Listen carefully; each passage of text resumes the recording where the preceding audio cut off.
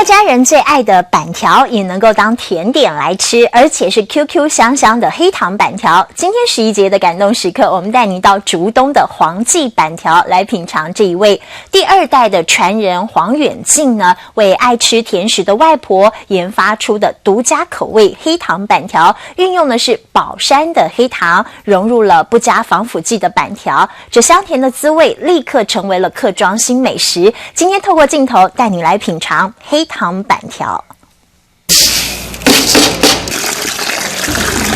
Hello， 点点来爱板哦。天还没亮，昏黄灯光下，黄记板条的母子2人已经起早处理前一晚泡的老再来米。黄妈妈吃力的身影，让第2代的黄远近不舍，放弃科技人的愿景，早早接班。还好热气蒸腾，起早晚睡，累积出黄记板条的好滋味、好生意。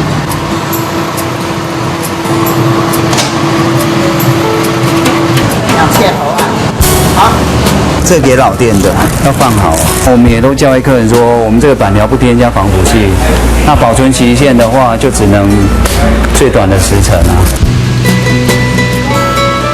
只是这不添加，虽然造就了一日板条的新鲜名号，这也代表贩售的范围受到局限。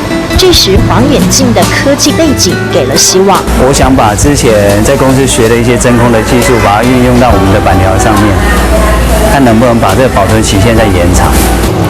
要卖得远，也要卖得更多元。在地的宝山黑糖和黄记板条擦出火花，独门的黑糖板条当甜点很对味儿。外婆喜欢吃甜食啊，那有一天无意间捧了2包的红糖过来，我们客家人叫做红糖。那他捧来以后问我们说能不能做甜的板条。那从那一次2包的黑糖以后，我们就开始试着来做所谓的黑糖板条。黑糖板条成了独家招牌，黄记板条的名号也因此更加响亮，客委会都来加持。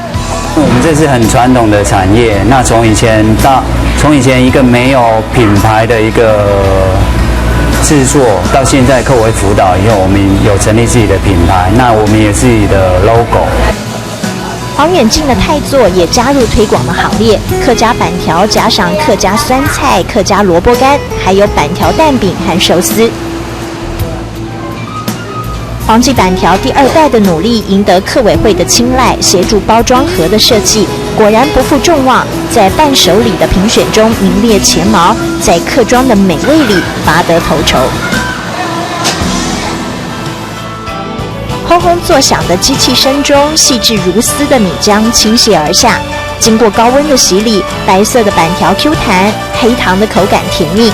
客家人应景的坚持，在不添加的心意里制作感动时刻。